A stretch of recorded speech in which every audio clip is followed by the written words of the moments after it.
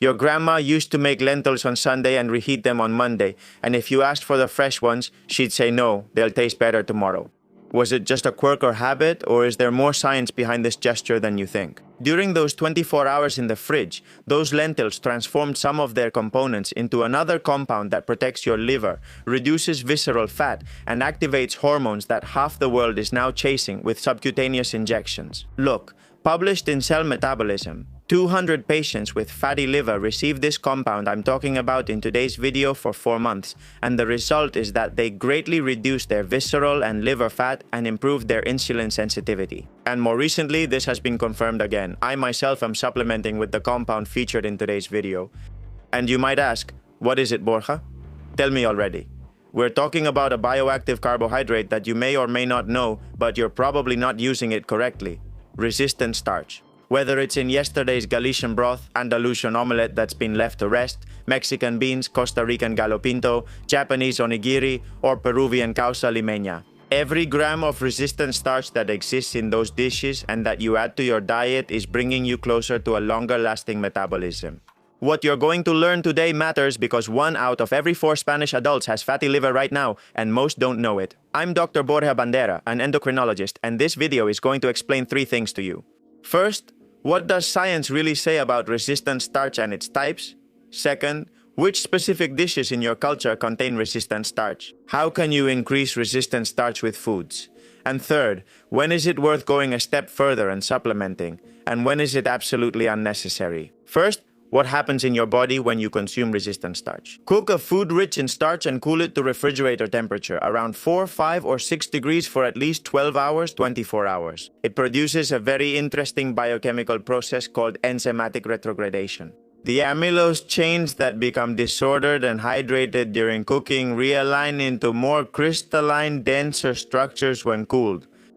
Which human digestive enzymes, the ones you have in your digestive system, the alpha amylases, cannot completely break down. So, Borja, are you telling me I have to eat my food cold? No, this is the key. Reheat the dish to a moderate temperature, below 60 degrees. It doesn't destroy most of that resistant starch that's already formed, although it does destroy a small part, but it preserves the benefits that I'm going to tell you about today. That retrograded starch is called type 3 resistant starch, and when you eat it, it passes through your small intestine intact until it reaches your colon, where the bacteria ferment it, generating incredible benefits. What's elegant about traditional cooking is that no one knew this before, my grandmother and great-grandmother included. But what they sensed was that the food affected you differently. It felt different to eat it the next day. There was probably better digestion, or there was more satiety, or less post-meal drowsiness. Who knows? The fact is that it became part of traditional knowledge and kitchens in homes all over the world. Now let's look at the actual physiological benefits. We said the party started when the resistant starch reached your colon, and your colon hosts trillions of bacteria. That's what we call the microbiome, right? Some of them, especially those from the Faeculobacterium genus, as well as Anaerostipes, Bifidobacterium, or Agatobacter, are true specialists in fermenting this substrate, this food, the resistant starch. Food for them, mind you. And by fermenting it, they produce some key compounds. Short-chain fatty acids, mainly acetate, propionate, and more interestingly, butyrate. So let me tell you about 5 well-established benefits. The first is the control of glucose and insulin. This is solidly proven. A meta-analysis of 36 clinical trials published in Frontiers in Nutrition in 2023 with almost 1,000 patients showed that a type of resistant starch, and I'll explain the types to you now, significantly reduces blood glucose and insulin levels after meals, improves fasting glucose, and improves insulin sensitivity. Very good. There are many other studies. You can find them with a very simple search. Second benefit, the famous natural Ozempic. And this is the fact I'm most interested in telling you as an endocrinologist. Butyrate, produced by fermentation, activates certain receptors in your intestine called FFR2 and FFR3. When they're activated, the intestinal L cells release something called GLP-1 and also peptide YY. And they release it, well, from here, your natural digestive system. These are endogenous peptides that you produce yourself. Yes, the same GLP-1 that half the world is chasing with weekly injections. We're talking about the same molecule. Obviously, it's not the same magnitude of effect, don't get me wrong, but it works through very similar mechanisms. And a study in scientific reports with 40 grams a day of a subtype of resistant starch for several weeks, showed a significant increase in endogenous GLP-1 and circulating acetate. Even in people with normal weight, remember that amount 40 grams because it's important.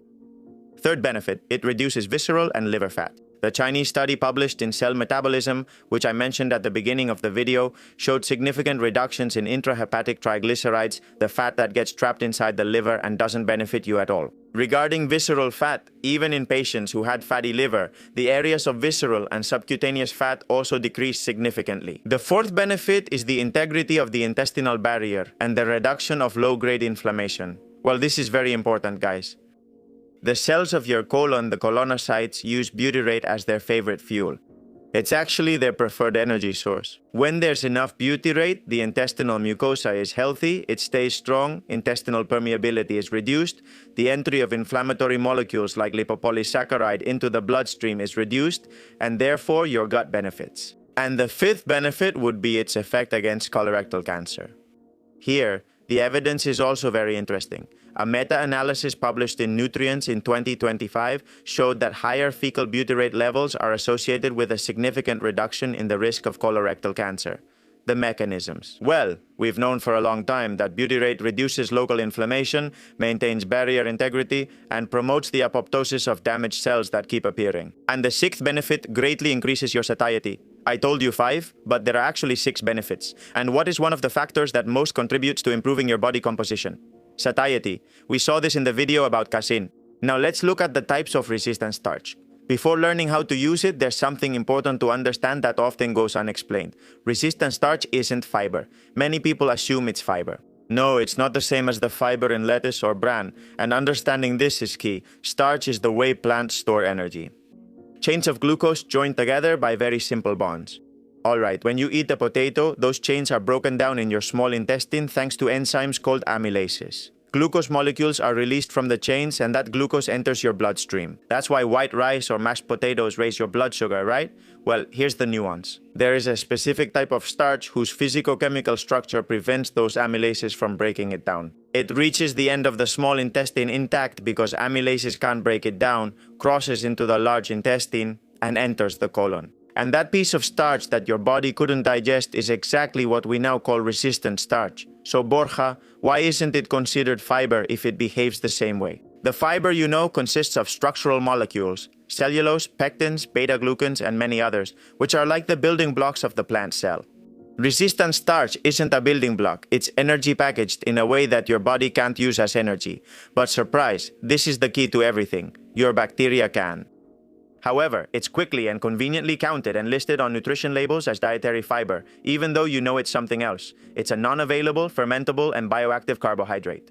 Alright, this is very important because when resistant starch reaches the colon, the bacteria do something different than what they would do with the fiber from a cucumber, and that's what gives it those unique benefits. Now, keep in mind that there isn't just one type of resistant starch. There are 5 different types, each with its own kinetics and different effects. Type 1 resistant starch is the starch that is physically trapped inside the cell wall of a grain or a seed. Amylases can't reach it because the plant structure gets in the way. And you find it in whole legumes like lentils, chickpeas, beans, in whole grains like oats, in rye, in seeds. That is type 1 resistant starch. Type 2 is the starch that, in its original uncooked form, already has a crystalline structure that resists digestive enzymes. You find it in green bananas, the greener, the higher the amount. In raw cassava flour, in high amylose cornstarch, which is the base of commercial products used in studies like high maize. I'm not sure how it's pronounced. Now we have resistant starch type 3, which is retrograded starch. This is formed when you let cooked, starchy foods like potatoes or rice cool down. And we also have resistant starch type 4. This one doesn't exist in nature. It's a starch that the industry chemically modifies by adding phosphate or ester groups. Why? To make it more resistant. It's found in many ultra-processed foods or functional breads, high-fiber bars, and pitas. The industry uses it. In general, it's not the one I recommend. And finally, type 5, it was discovered more recently, and it's a starch associated with lipids. It forms when starch combines with fats, creating crystalline complexes. It appears naturally in some cereals, and it's still being studied a bit as a tool to see what it's good for, what it's not, and whether it can be a functional food. but little is known about it. As you can see, traditional cooking had quite a bit of resistant starch, and modern times, with fast food and instant foods, have wiped out much of that, right? But let's ask ourselves how to reach the effective dose, because with all these benefits on the table, the next question is obvious. Borja, how much do I need to take per day to see any of this in my body? Look, the main studies give us some interesting numbers and a pretty consistent answer. The trials that have shown the most impressive effects, reduction of visceral fat, improvement in liver health, the issue of endogenous GLP-1, use between 30 and 40 grams per day of pure resistant starch. That's the reference dose you'll see cited over and over again, but now comes the problem. Most of the information circulating on the internet tells you, well, eat cold rice, cold potatoes, pasta from the day before, and well, this is technically correct. But keep in mind that a generous serving of cooked and cooled pasta will give you 1 or 2 grams of resistant starch. That a medium boiled and cooled potato, the same, about 1 to 3 grams, that 100 grams of cooked lentils, well, around 3. A green plantain, yes, well, depending on the degree of ripeness, can give you between 4 and 7 grams. But what am I getting at? What I'm getting at is that if you do the math, to reach the 40 grams from the study, you would literally have to eat more than a kilo of boiled and cooled potatoes every day, or 2 kilos of cold rice. It's not feasible unless you're Mr. Olympia, nor is it reasonable or desirable, okay? Does this mean it's not worth eating these dishes or letting them cool? Not at all. If your regular diet already includes legumes 3 or 4 times a week, you reheat some food from the previous day, you eat some banana and oats, then you'll naturally and organically get between 8 and 15 grams of resistant starch per day. And that, mind you, is more than enough to give your microbiome a little push in the right direction without the need for supplements. But, and this is an important but, if you have a specific clinical goal and you want to emulate what has been seen in the studies, if your doctor says you have fatty liver, prediabetes, or insulin resistance and want to replicate study results, you need to supplement. With diet alone, you won't get there. And this is where the practical part of the video comes in. When would I supplement? Very simple. If your intake of vegetables, fruit, and legumes is not daily, I would supplement. If your nutritional requirements mean you need to consume a lot of calories from processed foods, which by definition have little or no fiber, for example, in advanced level athletes, then I would supplement. If you already have some early metabolic alteration and you don't want it to get worse, visceral fat, high glucose, altered glucose, glycated hemoglobin in the prediabetes range, very high cholesterol or triglycerides or ApoB, I would supplement. Why? Because it has few side effects. We'll look at them now, don't worry. What should I buy? Look, I'm going to give you a very cheap, straightforward option that you'll definitely find less than 500 meters from your house. Potato starch. I recommend this option as a starting point for most people, but be careful. Many get confused at this important point. Potato starch is not the same as potato flour. It seems like the same thing, but it's not. Starch is the pure starch extracted as a fine white powder. Flour is dehydrated and ground potato with everything else. What you really want is the starch. What matters to you is just the starch. Raw potato starch contains approximately 70 to 80% type 2 resistant starch. A level tablespoon is about 10 grams of product, which will give you 7 or 8 grams of pure resistant starch. To reach 30 to 40 grams per day, think about 4 to 6 tablespoons. But be careful, don't start with that amount. Where can you get it? Here's the good part. Any large Spanish supermarket, Mercadona, Carrefour, Lidl, Alcampo, actually has potato starch. And almost all the brands are cheap, around 2 to 4 euros for 500 grams, which will last you a long time. It's by far the most economical option. Borja, I don't want to eat potato starch. Well, you have alternatives. Green banana flour or plantain flour, for example, which provides between 40 and 60% resistant starch by weight, plus potassium, magnesium, and some additional prebiotics. It's interesting. Of course, it's more expensive than potato starch. Around 10 to 20 euros per kilo, very important precautions. This is perhaps the most crucial part of the video. The most important thing by far here is to titrate it properly. If you suddenly overload your digestive system with 40 grams of resistant starch out of nowhere, you're going to have epic flatulence and you'll give up. So how do I scale up properly? Well, the first week you can use 5 grams a day, about half a tablespoon, okay? Increase to 10. The second week, go up to 15 the third week, and in the fourth and following weeks, just keep increasing as much as you can tolerate. Because many people won't be able to tolerate reaching 40 grams or sometimes not even 30. Most people see benefits between 20 and 30 grams without needing 40. If you can reach 40, that's fine. Congratulations, that's great. Keep in mind that some benefits overlap with regular fiber, so you should consider your baseline fiber intake in your diet, and also if you supplement with another fiber, for example, psyllium husk. Second point, the overall dietary pattern can modify this information. That's what I was saying. If you already eat legumes, oatmeal, various fruits, and lots of vegetables, you likely need much less than 40. Very, very important. Patients with SIBO, small intestinal bacterial overgrowth. Patients who usually have persistent abdominal bloating that doesn't respond to anything, excessive gas, a constant feeling of fullness. Here, resistant starch feeds bacteria that are where they shouldn't be, and you're going to worsen symptoms, sometimes very noticeably. So, be very careful with these recommendations if you've been diagnosed with SIBO or are being treated for it. Of course, in a situation of gastroparesis or slowed peristalsis, and here I'm especially concerned about a very common type of patient, those of you who are using GLP-1 receptor agonists, semaglutide, and similar medications. Well, these are drugs that significantly slow down digestive transit, and in this case, you should either use much lower doses or avoid using resistant starch altogether, since it will cause more symptoms. And one final note, because my duty as a doctor is to be honest with you.